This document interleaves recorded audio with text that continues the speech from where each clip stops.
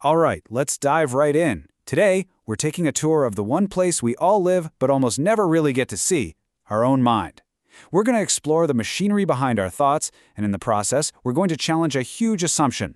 This idea that there's a little me inside our heads personally crafting every single thought. What if that's not really how it works at all? So, I want to kick things off with a question that might sound a little weird at first. Are you actively thinking your thoughts, or are you just noticing them as they happen? I know, it seems obvious, right? Of course I'm thinking them. But what if that feeling of being the thinker isn't as simple as it seems? You see, what we call thinking is usually two totally different things happening at the same time. On one side, you have primary cognition. That's the raw stuff, the thought itself just popping into existence, like, I should get some coffee.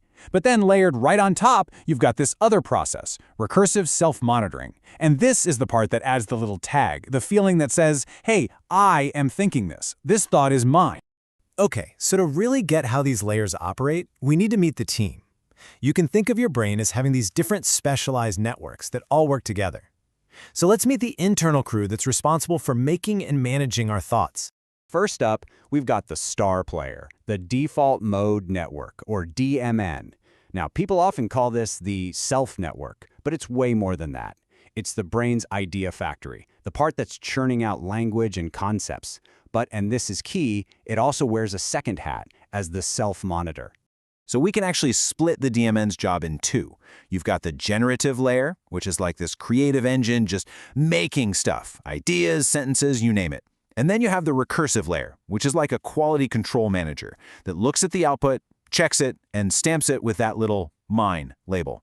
The most important thing to get here is that these two layers, they can absolutely work separately. Next up on the team is the Salience Network. You can think of this as the brain's security guard, or maybe its relevance detector. Its whole job is to scan everything, inside and out, and yell, hey, pay attention to this, whenever something important, new, or maybe even a little dangerous shows up. It's all about priority, not identity. It's what keeps the whole system stable and focused on what really matters. And rounding out our main players, we've got the Prefrontal Cortex, the PFC. Now, this isn't the main thinker, it's more like the on-demand CEO. It's not micromanaging every little thought. Instead, it only steps in for the big stuff. When you need to apply some rules, stop yourself from saying something dumb, or navigate a tricky social situation. It's the exception handler. So how does this whole team usually work together? Well, let's look at the brain's standard operating procedure. This is kind of the factory setting that most of us are running on most of the time. Okay, let's walk through this step by step. First, something happens. Your Salience Network flags it as important. Then the DMN generates a thought. But here's the key, it doesn't stop there. That thought immediately gets passed to the DMN's own recursive layer, which asks, is this a good thought? Does this sound like me? Then the PFC might chime in to tweak it for social reasons, and this whole thing can loop back on itself, checking and rechecking. And what's the result of all that? Well, it gives us that really strong, familiar feeling that I am in charge of my thoughts. It's great for being careful and socially accountable, but there's a price. It's slow, it uses up a ton of mental energy, and that constant rechecking loop, well, that's the perfect recipe for getting stuck in your own head, just ruminating and overthinking everything. But, and here's where it gets really interesting.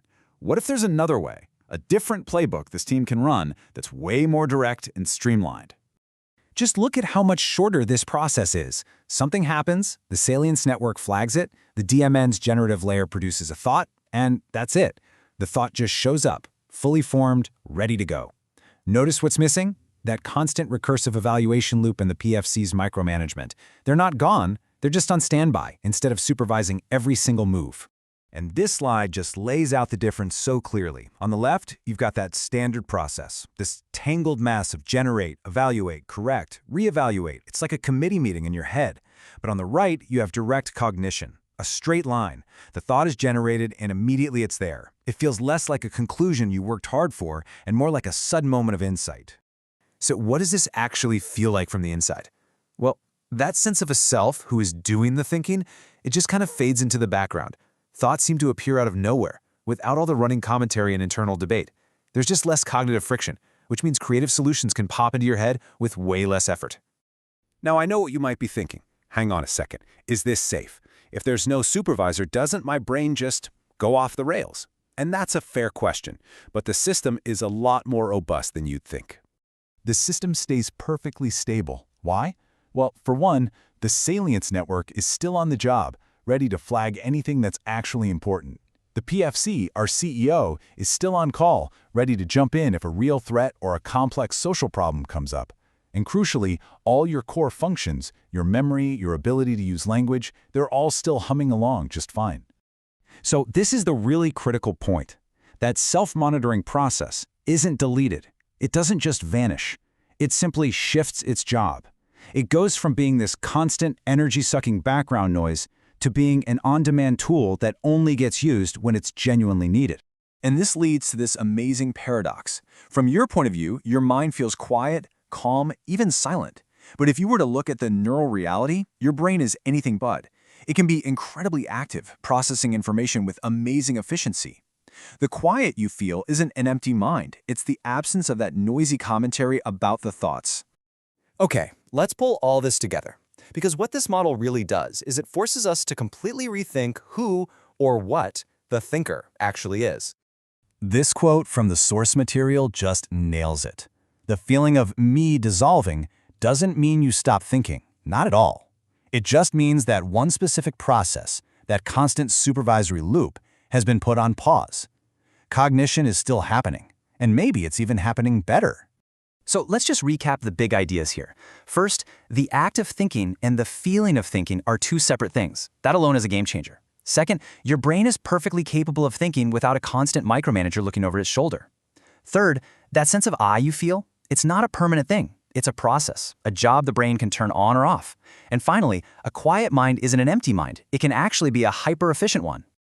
When you put all those takeaways together, it paints this totally new picture of what the self is. And it leaves us with one last, pretty deep question to chew on. If the thinker you've always thought you were is just an optional process, then what are you?